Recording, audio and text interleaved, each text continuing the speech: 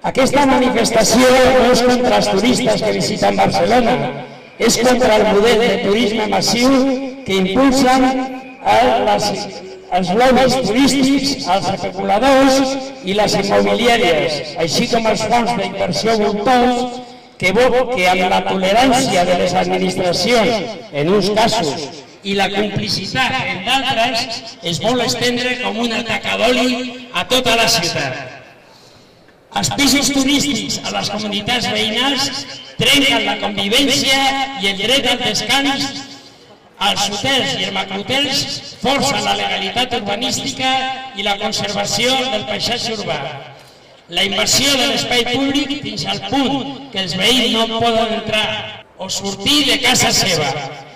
Centenars d'autocars que cada dia fan impossible una mobilitat sostenible, contaminant els nostres barris i atentant contra la salut de les persones. S'està portant la destrucció del comerç de proximitat i la proliferació massiva de botigues de souvenirs i barris de menjar ràpid. La precarietat laboral cada cop impera més, amb sous de misèria i amb unes condicions de treball que de vegades estan al llindar de l'esclavitud.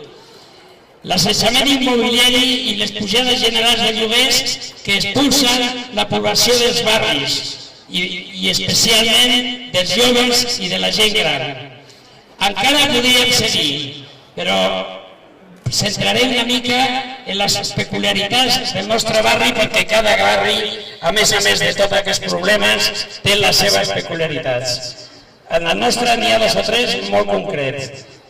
La massificació turística al voltant del temple, amb 10 milions de visitants, de turistes, i 3,3 milions que entren al temple, no hi caben. Han de disminuir i han de decréixer. Incompliment greu de la legalitat per part de la Junta del Temple. Estan construint i explotant el temple sense cap llicència.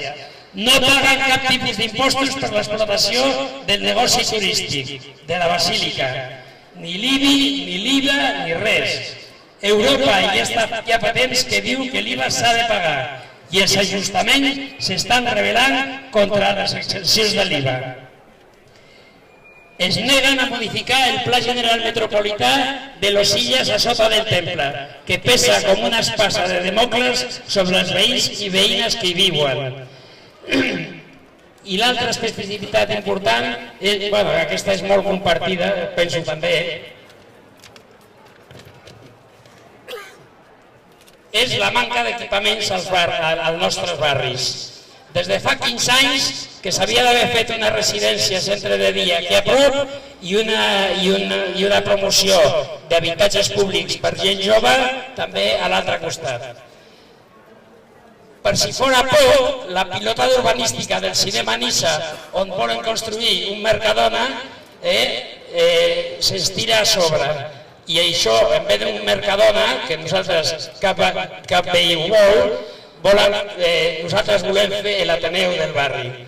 I l'altra pilotada, la de la Henkel, que amb més de 350 habitacions, a més de, com he dit abans, de no respectar les normatives urbanístiques, també destrossa el passatge urbà i la seguretat d'aquests 2 blocs de pisos que estan al seu costat.